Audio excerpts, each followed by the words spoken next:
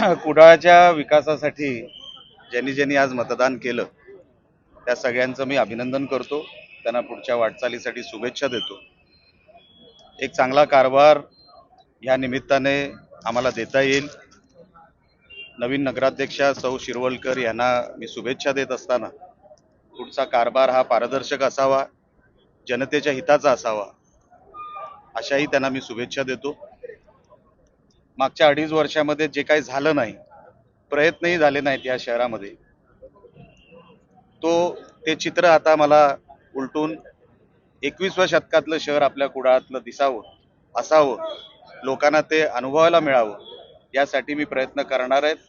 नगराध्यक्षा जे आता नवीन झालेले आहेत त्यांनाही मी हेच सांगेन की आपण पण कुडाळच्या विकासासाठी आपलं योगदान हे जनतेच्या माध्यमातून जनतेने कौतुक करावं असं योगदान आपलं ह्या शहरासाठी असावं. आणि मला खरोखरच या गोष्टीचं समाधान आहे की आमच्या सगळ्या नगरसेवकांनी आज आपली महायुतीची सत्ता आणली. आमचा शिवसेनेचा महायुतीचा आज नगराध्यक्ष आज इकडे कुडाळ नगर पंचायतीमध्ये आज विराजमान झाले. त्या गोष्टीचा खरोखरच समाधान आहे आणि आनंद आहे. महाविकास आघाडीचं साहेब एक मत फुटलंय, नेमकं काय कारण होतं फुटण्याचं? मी जसं माझ्या प्रतिक्रियेमध्ये सांगितलं, ज्यांनी या प्रक्रियेमध्ये मतदान केलं ते कुडाळच्या विकासासाठी केलं असं मी समजतो. त्यांना असं वाटत असावं की तिकडे 2.5 वर्षामध्ये काहीच झालेलं नाही, पुढच्या वेळेस निवडणुकीला कसं उभं राहायचं, कसं निवडून यायचं, हा प्रश्न त्यांच्या समोर 100% असेल. आणि म्हणून एकच नाही तर 2-3 सोडले तर महाविकास आघाडीचे अनेक त्यांनाही मतदान करायची इच्छा होती. पण काही त्यांच्या काही वेगळ्या काही गोष्टी असतील पक्षांतर्गत, मला माहित नाही.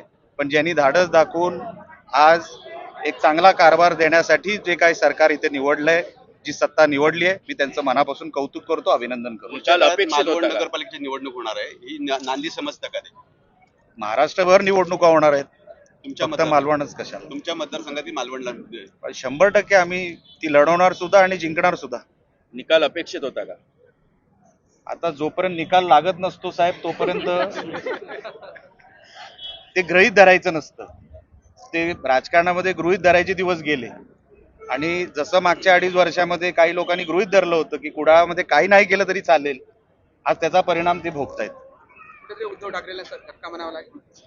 आता तुम्ही धक्का म्हणा किंवा आमची सत्ता म्हणा, तुम्ही म्हणाल ते, आज दिवस तुमचा आहे.